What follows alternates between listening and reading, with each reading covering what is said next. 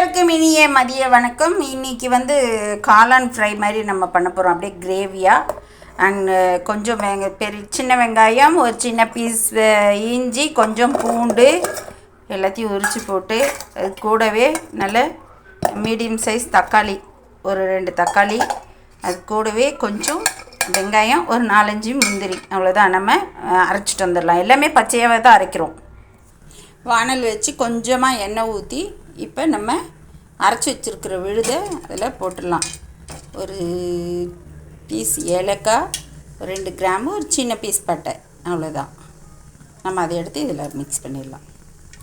நம்ம அரைச்சி விழுது இது நல்லா எண்ணெயிலேயே வதங்கி அப்படியே எண்ணெய் பிரிஞ்சு மேலே வரட்டும். மேலெல்லாம் தெறிக்கும், அதனால் நம்ம மூடி விட்டுடலாம். வெயில் நேரத்துக்கு அடுப்புக்கிட்டே நின்றுட்டு ரொம்ப நேரம் வேலை செய்ய முடியாது இல்லையா? அதனால தான் நம்ம சிம்பிளாக இப்போ எல்லாத்தையுமே அரைச்சி ஊற்றி எண்ணெயில் நல்லா வெந்த பின்னாடி நம்ம காளானை போட்டு கொஞ்சம் நேரத்தில் இறக்க போகிறோம். மசாலா கொஞ்சம் கொஞ்சமாக இப்போ தான் அப்படியே நல்லா வதங்கி வந்துட்டுருக்கு. இந்த ஸ்டேஜில் நம்ம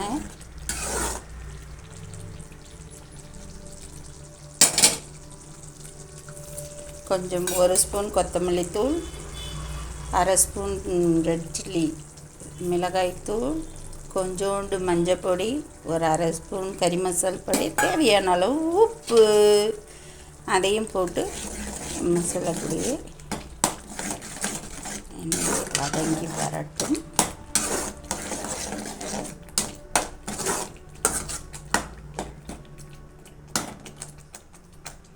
எண்ணெய் தேரிக்கும் மூடி வச்சிடலாம். மசாலா ரெடி ஆகிடுச்சு. இப்போ நம்ம காளானை க்ளீன் பண்ணி நல்லா 2-3 டைம் அலசி எடுத்து வச்சுருக்கோம். அதை நம்ம சேர்த்துடலாம். காளானில் மேக்ஸிமம் தண்ணி நிறையா இருக்கும், அதனால் நம்ம அதிகமாக தண்ணி எதுவும் ஊற்ற தேவையில்லை. இந்த கிரேவிலேயே ஒரு பெரட்டி மூடி வச்சிடலாம். அவ்வளவுதாங்க. பாருங்கள், சிம்பிளாக. நம்ம ரொம்ப நேரம் அடுப்படியில் நிற்க வேண்டிய அவசியமும் இல்லை. எல்லா மசாலையும் எடுத்து மிக்சியில் அரைச்சி நம்ம எண்ணெயிலேயே நல்லா வதக்கி விட்டால் மட்டும் போதும். நம்ம தண்ணியே ஊற்றலை. அந்த காளானில் இருந்த தண்ணியே பாருங்கள் நல்ல கிரேவி ஆகிடுச்சு. அவ்வளோதாங்க. சுட சுட சாதத்தோடையும் சாப்பிட்லாம். நம்ம சப்பாத்தி, தோசை, இட்லி எதுக்குனாலும் சாப்பிட்டுக்கலாம்.